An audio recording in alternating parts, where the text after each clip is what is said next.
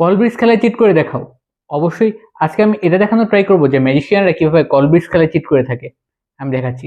আমার কাছে এখানে এক পেয়ার কার্ড আছে, আর এই এক পেয়ার কার্ডকে আমি খুব ভালোভাবে শাফল দিয়ে নিচ্ছি। এখানে একদম ক্লিয়ারলি দেখা যাচ্ছে যে সবগুলো কার্ড খুব ভালোভাবে মিক্স করা অবস্থায় আছে। এখন এই কার্ডগুলোর মধ্যে থেকে আমি স্পেডের কার্ডগুলোর উপর এমনভাবে কন্ট্রোল রাখবো যেন প্রতিবার ডিল করার সময় স্পেডের কার্ডগুলো আমার কাছে আসে।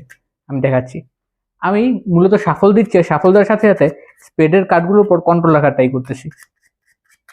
আর অবশ্যই আরেকটা শাফল, আর অবশ্যই ডিল করার আগে একটা ফাইনাল কার্ড দেওয়া প্রয়োজন। আমি জাস্ট একটা কার্ড দিয়ে নিলাম। এখন যদি আমি ডিল করি তাহলে দেখা যাবে যে প্রতিবার ডিল করার সময় আমার কাছে একটা করে স্পেড আসতেছে। এস ও স্পেড, টু ও স্পেড, থ্রি ও স্পেড, 4, 5, 6, 7, 8, 9, 10, জ্যাক, কুইন আর লাস্ট জাস্ট কিং। অর্থাৎ আমি আমার কাছে সবগুলো স্পেডের কার্ডকে খুব ইজিলি ডিল করতে পারছি। আর এইভাবে ম্যাজিশিয়ানরা কলব্রিজ খেলায় চিট করে থাকে।